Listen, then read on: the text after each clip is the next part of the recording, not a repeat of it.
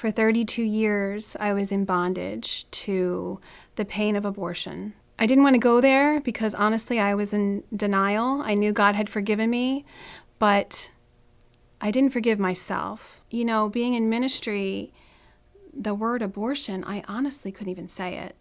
And anyone that you would think I could counsel or talk to, I would shy away from it.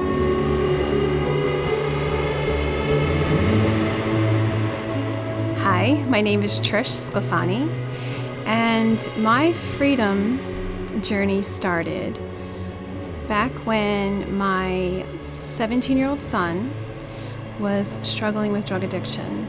Just that journey of my son getting arrested, and he had some moments where things got better, but then in the long run, he ended up being incarcerated for 17 months. And it was really a hard time for me and my husband, because my husband is a figure in the church where you carry this, your kids have to be perfect. And so it was hard because our kids weren't perfect. We weren't perfect. We were a certain way on the outside, when on the inside we were really broken. In all of that, there was a past that I kept silent. I didn't keep it silent. The enemy kept me silent, truly, and he kept me in bondage. And that was that shame and guilt that I carried all those years of, that I had 3 abortions by the time I was 21. I was, suppressing this pain, and I never even could connect the pain of abortion to my true pain. I struggled with depression.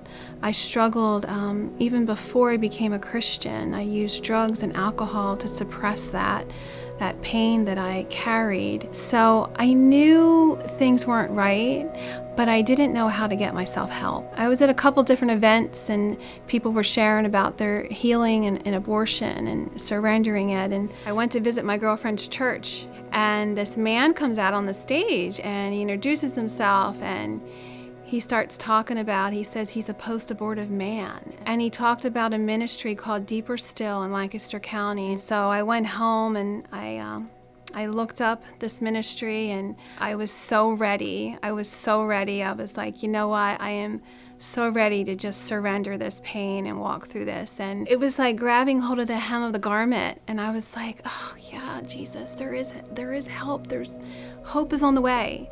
Through that journey that weekend, it was the first time I acknowledged, honestly, my sin of abortion.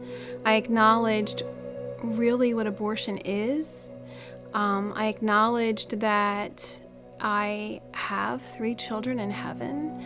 I repented, and there was even a part in that retreat where we had a moment where we could grieve. I left there that weekend so filled with peace.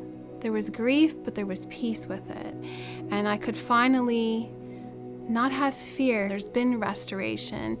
I knew my story could be powerful, not just for any woman, but there are so many women I meet in ministry that had abortions in the past. Now I have the wisdom behind the newfound freedom because of the journey that he's walked me through.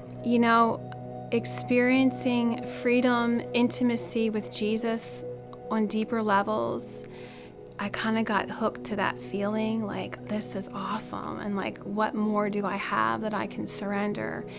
And so I got involved in Deeper Still, and I suddenly was asked to share and speak. And if I had one message, my message would be that we are always on a journey of freedom.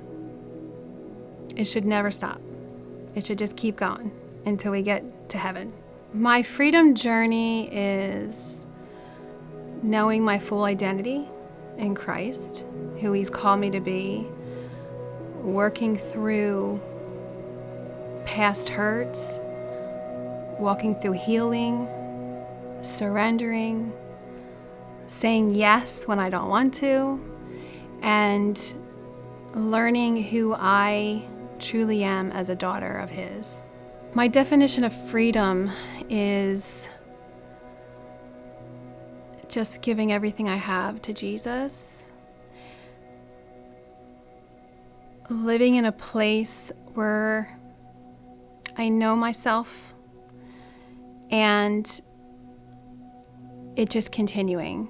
The sky's the limit on the gifts He has for me, personally, the treasures that are there that He has for me. And freedom is not defined by what is absent, but freedom is defined by who is present.